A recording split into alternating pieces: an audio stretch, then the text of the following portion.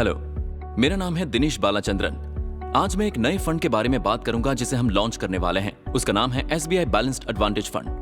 Balanced advantage fund निवेशकों की दो जरूरतों को पूरा करने की कोशिश करता है। पहला, अक्सर ये देखा गया है कि जब मार्केट अपने बॉटम पर होता है तो लोग इन्वेस्ट करने से कतराते हैं।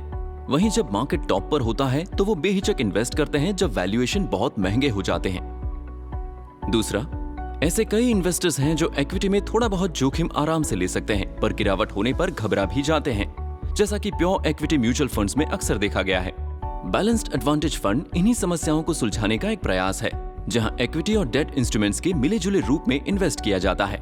साथ ही हर एसेट क्लास का एलोकेशन काउंटर सिक्लिकल तरीके से बदलता रहता है, फंड के रिस्क प्रोफाइल को बेहतर बनाने के लिए। टैक्सेशन के नजरिए से देखें तो SBI बैलेंस्ड एडवांटेज फंड में लॉन्ग इक्विटी और आर्बिट्राज के कॉम्बिनेशन की मदद से इक्विटी टैक्सेशन का भरोसा मिलता है।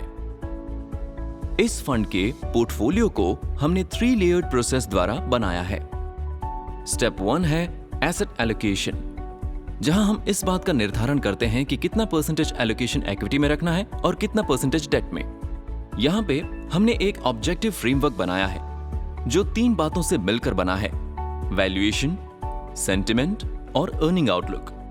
वैल्यूएशन के लिए हम सिर्फ एब्सोल्यूट इक्विटी वैल्यूएशन को ही नहीं देखते, बल्कि हम इक्विटी वैल्यूएशन की तुलना डेट वैल्यूएशन से भी करके देखते हैं, वो भी संपूर्ण मार्केट में। संपूर्ण कालावधि के दौरान हमने देखा है कि रिलेटिव वैल्यूएशन एब्सोल्यूट वैल्यूएशन के मुकाबले ज्यादा महत्वपूर्ण होता है। साथ ही जब हम इक्विटी वैल्यूएशन की बात करते हैं तो सिर्फ मौजूदा वैल्यूएशन पर फोकस नहीं करते, बल्कि हम संपूर्ण इकोनॉमिक साइकिल के दौरान औसत अर्निंग आधारित वैल्यूएशन के बारे में भी सोचते हैं। जब डेट के मुकाबले इक्विटी का वैल्यूएशन ज्यादा महंगा लगता है तो हम डेट में एलोकेशन बढ़ा देते हैं और वाइस वर्सा। एसेट एलोकेशन में वैल्यूएशन बहुत ही महत्वपूर्ण भूमिका निभाता है, पर मार्केट लंबे समय तक ओवरवैल्यूड या अंडरवैल्यूड रह सकता है।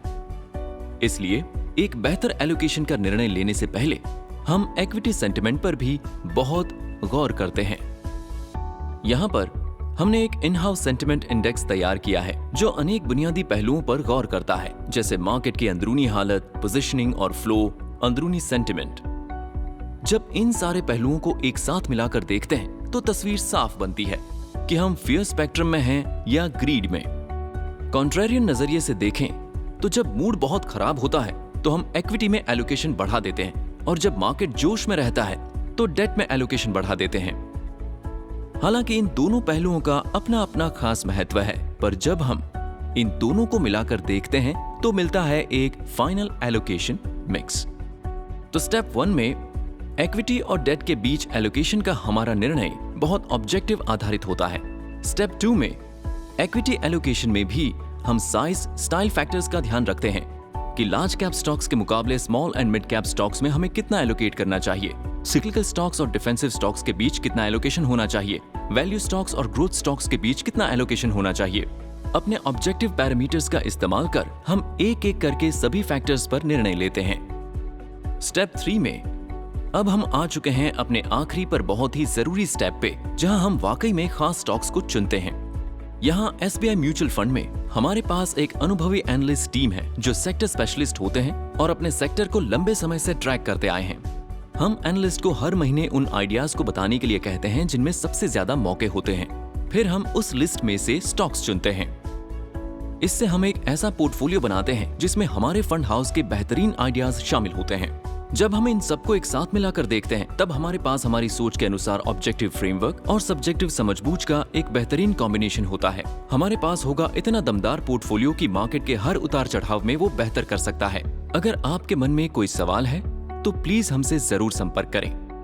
उम्मीद करता हूं कि आप इस फंड में जरूर निवेश करेंगे। धन्यवाद और अपना ख्याल रखिएगा। म्यूचुअल फंड इन्वेस्टमेंट्स बाजार जोखिमों के अधीन होते हैं। स्कीम संबंधी दस्तावेजों को ध्यान से पढ़ें।